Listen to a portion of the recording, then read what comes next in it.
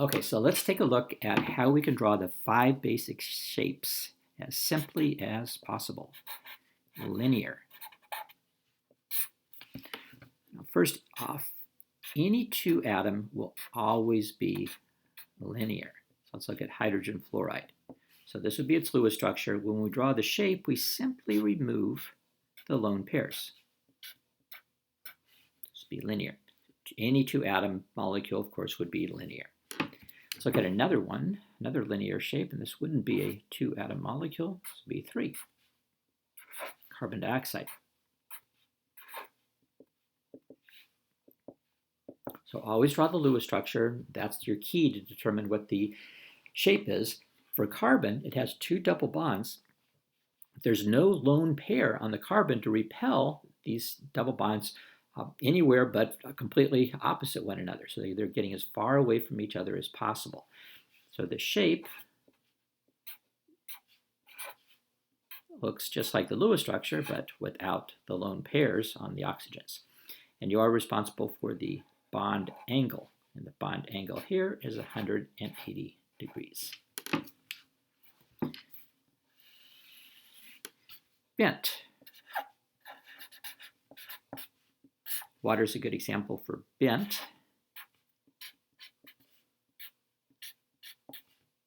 So you have 2 lone pairs on the oxygen, 2 shared pairs, 2 lone pairs. They all want to get as far away from each other as possible, and they'll do that by taking on a bent shape. Now remember, the shape is only in reference to the bonds. The lone pairs are still there. So these 2 lone pairs are up here, and that's what's repelling these guys away from each other, or away from them, and squeezing them closer together. Now, sometimes students will look at this and say, well, wait a minute, you have one lone pair here, so that would repel these 2 hydrogens down, and then you have another lone pair here, and that would repel it up. So shouldn't they kind of balance each other out? Well, the problem is that you're thinking in 2 dimensions, and that's what's so great about the molecular shape simulator that you're going to be playing around with. You can see for yourself how this will, in fact, have a bent shape. And the bond angle is 104.5 degrees. Let's look at another bent shape, sulfur dioxide. For sulfur dioxide, you have 1 double bonded oxygen and 1 single bonded oxygen, which means you just have 1 lone pair on the central atom. Now that lone pair will repel the shared pairs, just like in water, but there's only 1 of them. So it's not going to repel them away from each other as much as the 2 lone pairs here. So this was 180 degrees, the 2 lone pairs had to go from 180 degrees down to 105.5. But here, you don't have as much repulsive force with just 1 lone pair, so it's not going to repel them down as much. So the bond angle here, the bond angle here is going to be 119 degrees.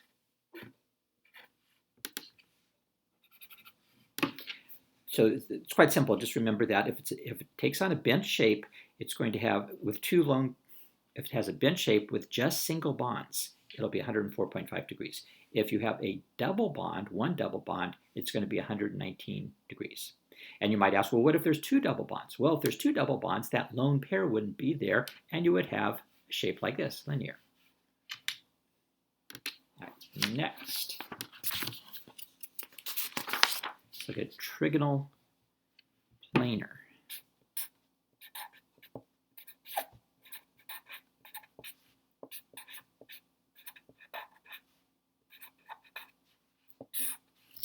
Let's look at boron trihydride. And you might remember that boron is an exception to the octet rule. It'll have only 3 pairs of electrons around it. So each of the bonds want to get as far away from each other as possible, and so it takes this shape.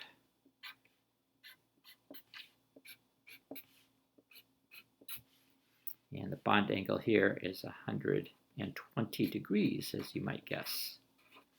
Now it's called trigonal because 3 points of a triangle, but planar is because if you were to look at this with the molecular shape simulator, you'll see that all of the atoms are in the same plane.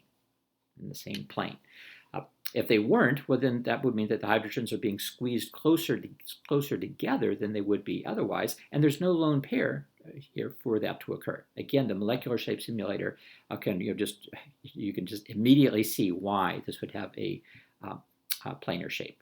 Okay, let's look at another example. Nitrate. Its Lewis structure is going to have one double bonded oxygen, two single bonded oxygens, and yes, it would have brackets, a little incidental for our purposes here, but it would have brackets. So the shared pairs around the nitrogen are going to want to get as far away from each other as possible, but there's only 3 of them. So just like with boron, there's only 3. There's no lone pair on the central atom to do anything else, so they just get as far away from each other as possible. The fact that it's a double bond is incidental. It'll have the exact same shape as the one we just did.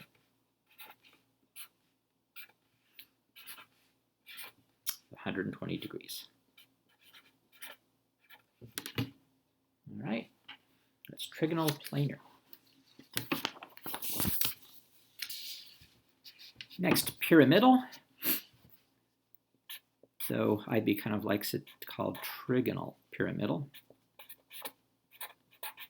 So I'll put that in parentheses. I prefer just pyramidal.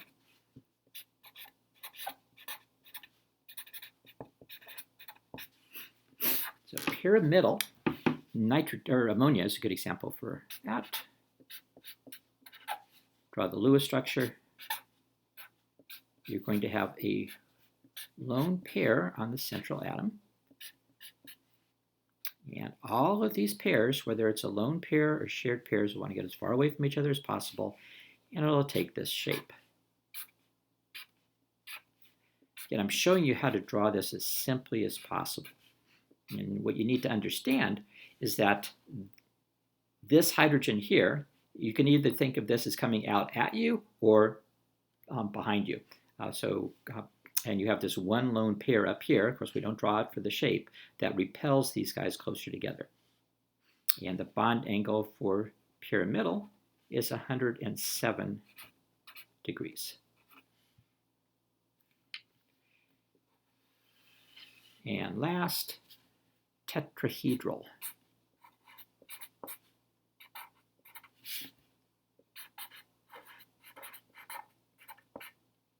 Tetrahedral. So look at methane, CH4. Organic molecule, you'll learn about these in our last unit. So when we draw our Lewis structure, everything's at right angles. Of course, carbon's not going to have a lone pair on it anyways. Now, if there was lone pairs on the hydrogens, that's not going to change anything. I suppose I should point that out here.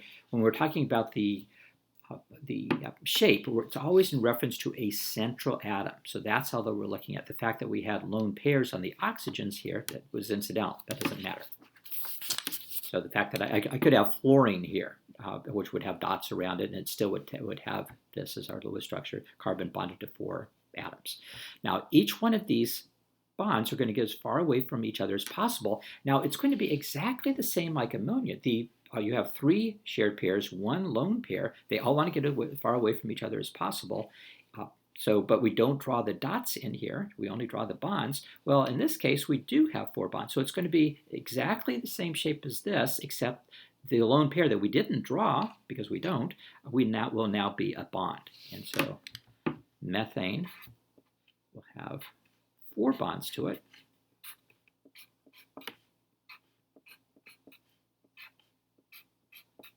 And the bond angle is 109.5 degrees.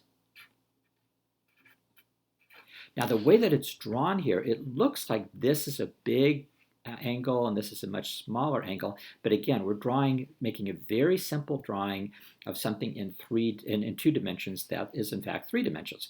So this is just a simple way of doing it. The molecular shape simulator that I may have already walked you through, you can see that this would have equal bond angles between all the atoms.